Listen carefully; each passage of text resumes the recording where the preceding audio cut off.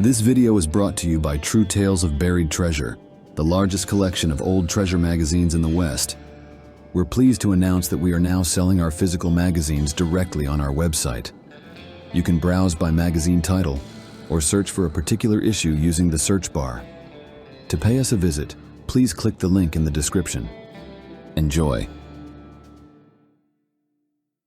About 30 miles south of Faust, Utah, along the barren eastern edge of the Sevier Desert, legend tells of a sack of gold bullion, once worth $10,000, buried and never recovered. The treasure was hidden by a lone stagecoach robber, only for him to later meet his end at the hands of one of the most feared lawmen of the Old West, Mormon Marshal Porter Rockwell. Because of the harsh, arid landscape and the difficulty of reaching the site, few have ever searched for the cache. To this day, records suggest it remains undiscovered, its modern value soaring into a fortune. Porter Rockwell was no ordinary lawman. Appointed as Utah Territorial Marshal in 1849, he held the post until his death nearly 3 decades later. To outlaws, his name struck fear deeper than any bullet. Rockwell himself admitted to killing more than 100 men, always claiming he gave them the chance to surrender first. Before his career as marshal, Rockwell served as a personal bodyguard to Mormon leaders Joseph Smith and Brigham Young. After Smith's assassination in Illinois, the Mormon community fled west to Utah, where Salt Lake City grew into a vital stop on the Overland Trail during the California Gold Rush. Recognizing his reputation, the Overland Stage and Mail Company hired Rockwell to guard gold shipments traveling through Utah's Badlands. He was relentless, able to track fugitives across rugged country where even skilled scouts lost their way. Once Rockwell was on a man's trail, it was only a matter of time before the outlaw wound up in jail or in Boot Hill. One of Rockwell's most difficult pursuits came after a daring robbery near Simpson Springs. An especially clever outlaw had held up an overland stage and escaped with 3 sacks of bullion worth $40,000. Alone, Rockwell set out across the brutal Sevier Desert, following the trail until he cornered the robber. He recovered the loot, or so he thought. But when the gold was later tallied in Salt Lake City, $10,000 was missing. The Wells Fargo office was thrown into confusion. Some whispered that Rockwell had pocketed part of the treasure himself, though few dared say such a thing aloud. Others believed the outlaw had hidden a sack of bullion before Rockwell caught up with him. The more accepted view was that Rockwell simply overlooked it during the capture, leaving behind a cache still waiting to be discovered in the desert sands. The route itself tells part of the story. The Overland Trail stretched south from Salt Lake City to Camp Floyd, west across Skull Valley to Faust Station, and then over Lookout Pass before bending southwest along the Great Salt Lake Desert to Simpson Springs. From there, the road dropped down a rocky ridge into an ancient riverbed, climbed again to Dugway Pass, and pressed on toward Nevada. It was in this harsh country on a sweltering day that the robbery unfolded. As the stage descended from Dugway Pass into the dry riverbed, its wheels kicked up choking clouds of dust. The heavy coach strained forward in the soft sand, bound for Simpson Springs and eventually east to Faust Station. Up ahead, the driver spotted a lone, riderless horse standing near the trail. Lying face down in the sand nearby was the body of a man.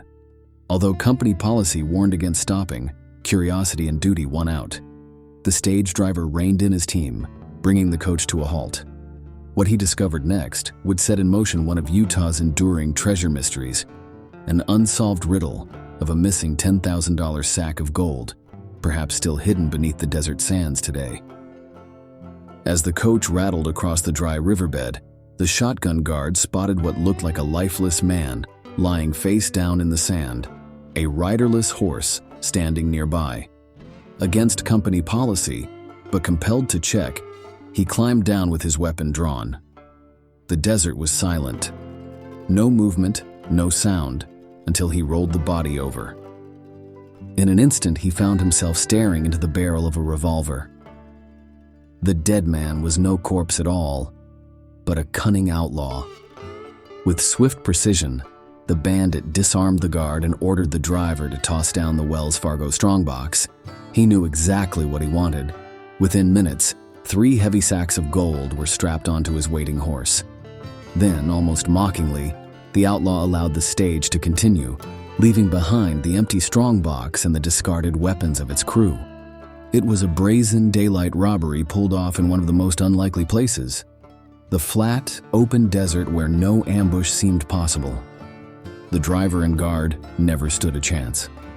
That same afternoon, Marshal Porter Rockwell was at Faust Station when the stage limped in and word of the robbery spread.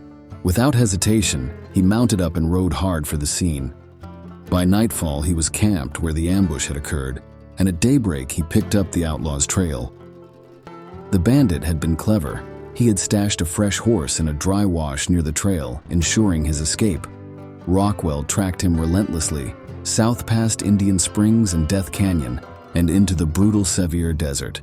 There, along the edge of the sand dunes where Cherry Creek entered the desert, Rockwell spotted the outlaw's camp. For 3 days and nights he studied the man's movements. The robber stayed close, never straying far, always armed, a pistol at his hip, a Winchester leaning against a tree. No sign of the missing gold was anywhere to be seen. Then, on the 4th morning, Rockwell watched as the bandit saddled both horses and disappeared into the cedars. An hour later, he returned with 2 heavy sacks. Rockwell had seen enough. Stepping out of the shadows with revolver drawn, he arrested the outlaw on the spot. That evening, Rockwell delivered his prisoner and the recovered bullion to the stage station at Lookout Pass. The outlaw was locked in a root cellar, guarded by a man named Hat Shirtliff. Exhausted, Rockwell finally allowed himself a full night's rest. But trouble wasn't finished. While Shirtliff was busy helping the westbound stage change teams, the outlaw smashed through the cellar door and slipped unseen into the foothills. By the time the sun rose, Rockwell was back in the saddle and giving chase. Yet the fugitive had too much of a head start. He vanished into Skull Valley and hitched a ride with a passing wagon train. For the first time, Rockwell was forced to abandon the pursuit. Still, he had 2 sacks of gold to show for his efforts. When he delivered them to the Wells Fargo office in Salt Lake City, however, the truth hit him like a hammer. 3 sacks had been stolen. A third, worth $10,000, was still missing. The revelation cast suspicion on Rockwell himself. Only his hard-earned reputation as a fearless and incorruptible lawman kept Wells Fargo from accusing him outright. But the sting of doubt wounded his pride deeply. And when word came that a man matching the outlaw's description had been spotted near Fort Bridger, Wyoming, Rockwell saddled up again, determined to finish what he had started. Rockwell was not a man to let unfinished business linger. Within days, he was back in the saddle, riding north toward Fort Bridger, Wyoming, following rumors of a familiar face. A week later, he returned to Salt Lake City with grim news.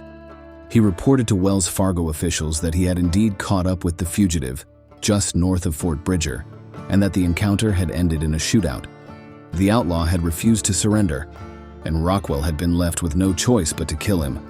Though the bandit was gone, the missing gold was not. Wells Fargo investigators scoured the desert, hoping to find the 3rd sack of bullion. But too much time had passed. Weeks of shifting winds and restless sands had erased the robber's trail, burying forever the exact spot where the treasure had been hidden. Despite Rockwell's efforts, the mystery endured. Old-timers around Skull Valley would whisper that the outlaw's last secret, a sack of gold bullion worth $10,000, remained hidden beneath the desert sands. With the price of gold climbing through the years, that forgotten treasure would now be valued at more than $200,000. And so the legend persists. Somewhere along the eastern edge of Utah's Sevier Desert, near the lonely dunes where Rockwell once stalked his prey, a fortune in gold may still lie waiting. Buried by a desperate bandit, overlooked by one of the West's most relentless lawmen, Utah's forgotten cache of gold continues to tempt dreamers, prospectors, and treasure hunters to this very day. Thanks for watching. If you'd like to read the original article or purchase the magazine from which it was taken, please check out our website, truetalesofburiedtreasure.com.